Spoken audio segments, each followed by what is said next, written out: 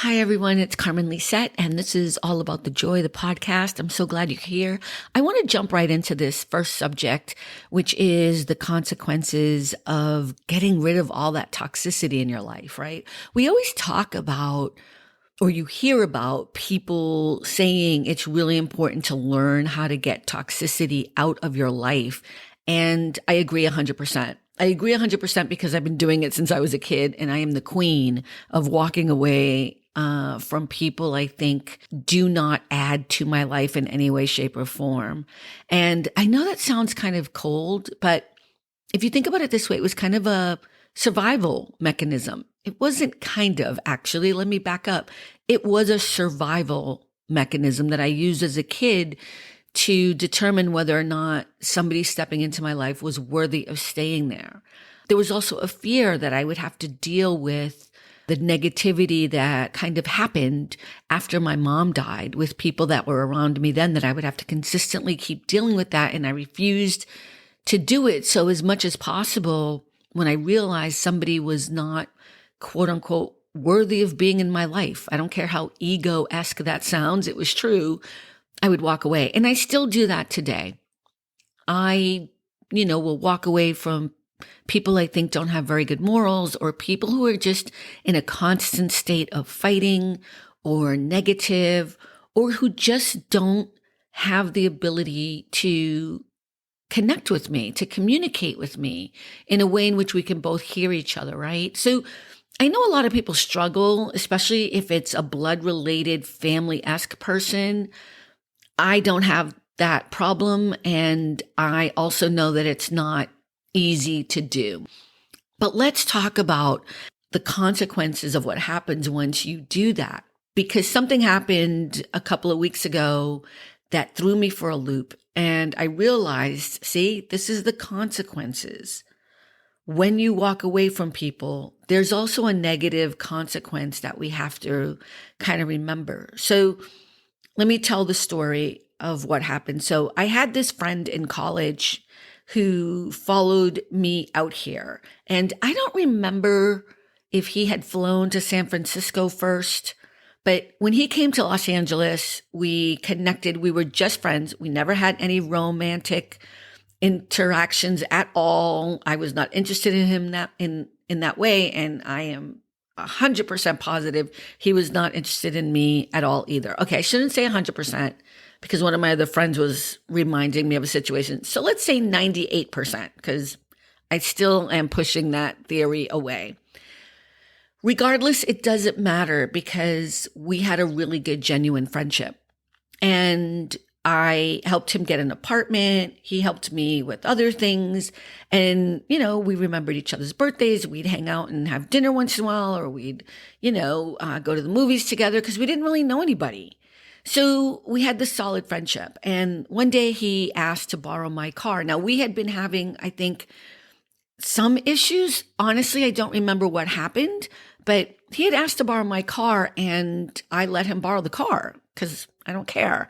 So I let him borrow the car. He had to travel to San Diego to some really important gathering. And I said, of course, take my car, no big deal. Something happened to my car. He called me, like it broke down or something. He called me. Somehow we got into a big fight. Honestly, I'm telling you, this happened like 18 years ago, so I don't really remember all of it. But something happened to my car. It broke down or something. He didn't use like AAA or whatever it was I told him to use. We got into a fight over the phone, and then he was supposed to come back to my condo, drop off the keys, and I assumed we would have a conversation about what happened, right? Because that's what friends do. You have an argument, and then maybe there's a cooling off period. And I was like, okay, he's going to bring back the keys, and we'll sit down, we'll have a conversation. And I remember this because I went to the grocery store to buy stuff so that we would have some food or something to drink and coffee or whatever. When I got home, he had actually come to my apartment much earlier and had left the keys on the door knob and had parked the car in the garage. There was no note, there was nothing. And I tried to call him and reach out to him, and he would not talk to me.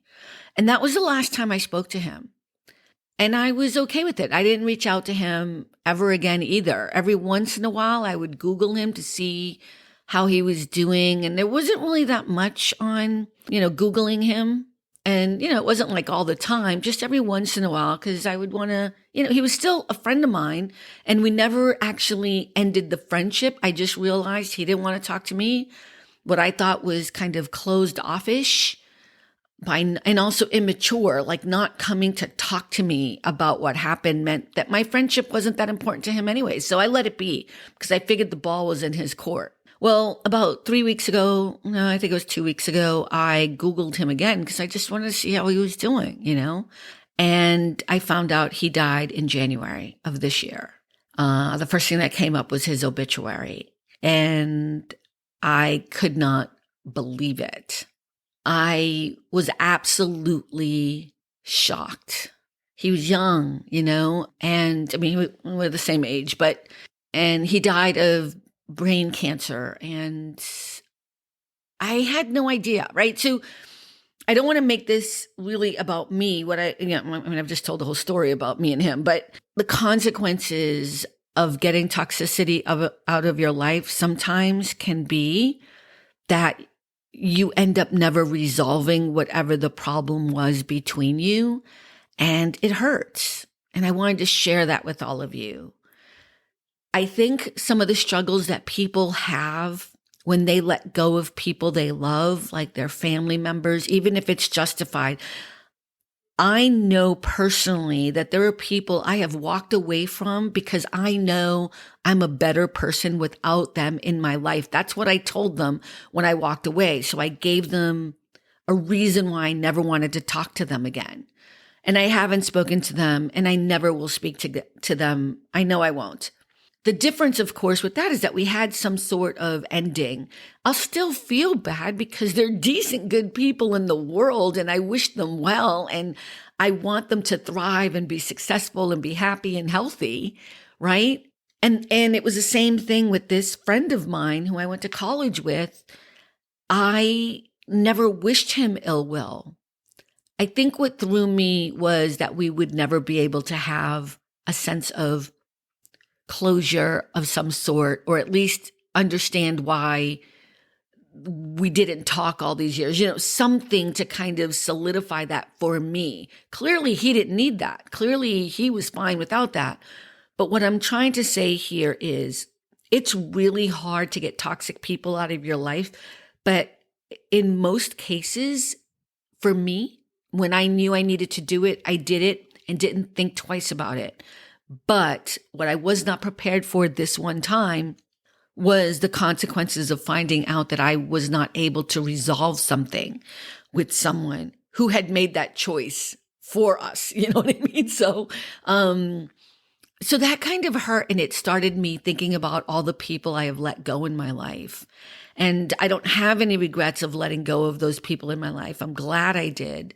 But And I'm not going to reverse that because of this, but it made me understand something I had never thought about before, which was the consequences of that choice. And so I wanted to put that out there for some of you or any of you who have struggled with having to make that decision, or if you've just walked away from someone and not really ended the relationship in a positive way, especially if it's somebody you really care about. Now, don't get me wrong.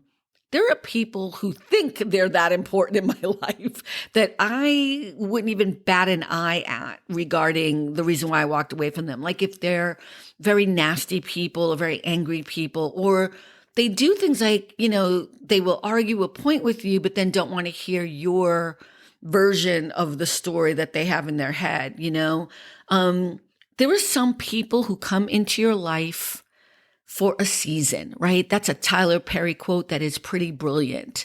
And then there are some people who are supposed to be in your life for a lifetime. But not everyone has the right to be in your space no matter what. That's just reserved for the special few lovely people that would do anything for you, who have, earned that space. And even if they make a mistake, you're going to have a reconciliation. You're going to have a conversation.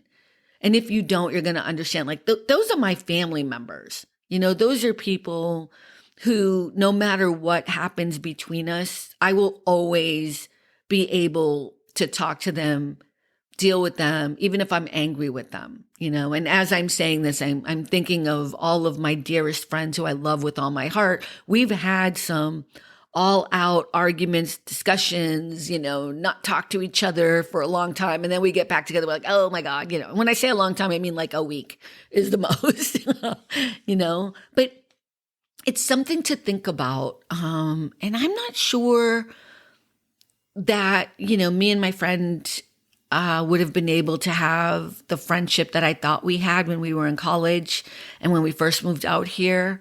But it would have been nice to have just had some closure on that. And I hate the word closure because it's so cliche, but I think that's what made me so sad, is that I don't even understand why we never spoke again. I know for me, on my side of it, I was like, well, he's the one who never wanted to talk to me again. I did reach out to him a few times and he never responded. Right after the whole car issue, when it was like a couple of weeks, because I was like, I thought we were going to talk, blah, blah, and he just ignored me. So, and I think about these things too, I think about, I might have thought I was more important in his life than I actually was, clearly. And that has to be okay too. But that's part of the consequences of getting toxicity out of your life. So it's something to think about, So the other thing I wanted to say, and this is going to be more on an up note, Threads is out. If you don't know the app Threads, it's from Meta, which is, Facebook and Instagram. And it is I think, direct competitor with Twitter. And if you haven't downloaded it yet, although it seems like everyone has downloaded it because it has a ridiculous amount of people using it within the first few days. And I don't know how I feel about it yet. I'm excited because I feel like there's a different place to now go and do kind of these ongoing conversations that we used to have on Twitter, that right now Twitter to me has become a very toxic place. But the reason why I brought it up is not to promote in any way, shape, or form anything to do with Mr. Zuckerberg, because I think we all know I just wrote on the Threads app that the enemy of my enemy is my friend, because seriously, whether it's Zuckerberg or Elon Musk, I really have no interest in either one of these two people at all. I would wish that both of them somehow go into the ether, but they're not, right? They are these billionaire people who are creating things that we use all the time. So it's kind of there. Anyways, my point is this. If you are not following someone named Viola Davis, if you don't know who Viola Davis, I'm kind of being sarcastic here. Viola Davis is one of the greatest actors of our time. She is amazing and brilliant. And I'm sure everyone who's listening to my podcast knows who she is. But if you're not following her on Instagram and now Threads, you really, really should be. Talk about having joy in your life. She has used her platform, her power as this amazing actor and celebrity, and she uses her Instagram to really shine a light on joyful things. She, does these little clips that are positive affirmations, and not in a weird religious way, or she shows, other TikToks or other people's videos and things like that really, it's where I go to every morning now. Instagram, I just go see whatever it is she posted. And look I'm sure she has a social media team, but she has made a conscious decision to bring joy in the world. And I love that. I love that people want to be spreading as much joy as possible. So if you're not following Viola Davis on Instagram and on Threads, and I'm sure she's on other platforms as well, those are just the two I'm positive of, because I've been following her on Instagram for a while and she just joined Threads like everyone else did. Please do yourself a favor. Follow her Instagram. It'll make you happy. And I love that. that she does. The other thing I wanted to talk about too, about finding joy in your life. So this one's a little bit weird. Everyone knows I have a co-host on my live stream, Rick Costa. And, one of the things I hate about him, literally hate about him, is he takes naps every day. And also, the other person I hate who does this is my best friend, Andrea. She takes naps every day. Let me just tell you, all you people out there that take naps every day, I hate you. And when I say hate, I mean I'm very jealous. I can't do it. I've explained this a million times. I'm a light sleeper. But what I have done is implement this thing that I've done my entire life, but I've decided to do it every day. So I've always had a me day once a month. A me day is basically a day where I don't talk to anybody and I do whatever I want to do. And depending on my financial situation and whatever I'm feeling like, that could be like me going and staying at a 5-star hotel in the neighborhood, for the night and getting up in the morning and just having, that kind of beautiful plush experience and maybe getting a massage or whatever. Or it's just, me turning off my phone, not talking to anybody for an entire day and just reading a book. I call it a me day. Like nothing is going to interfere with the day that's all about me. And it's not about, getting a manicure, pedicure, or doing the things that we do. I mean, it might be for you, but it really is a day which is just solidly about a rejuvenation for myself. So what I decided to do, because these horrible, horrible people that I'm jealous of who take naps, what I've decided is I'm implementing now 30 minutes a day me time. I know that sounds so weird, but you know what? I've tried to do it this week and it's actually worked. And what it is because when I talked to Rick about his napping, he said that he can take anywhere from like a 15 or 20 minute nap to 45 minutes or something at lunch. And then he makes a sandwich for lunch and then he goes back to work or whatever. And I thought, what? That's crazy. But I've started implementing 30 minutes a day me time. And I have to tell you, I kind of like it. And all it is really is 30 minutes where I turn off my phone. I don't answer emails. Like my phone, I just put it aside like when I have my me days. It's the same thing. And, I just read a book for 30 minutes. One day this week, I also just sat in the tub for 30 minutes, like midday. Nice hot water and some bubbles. And it was so cool. One day I watched a show that I haven't been able to find a minute for 30 minutes. I'm not going to say what the show is because you'll all laugh at me and I don't want to share that. But I just watched a show that I haven't been able to watch. And no, it wasn't Stargate SG-1 because everyone knows I watch that right before I go to bed at night.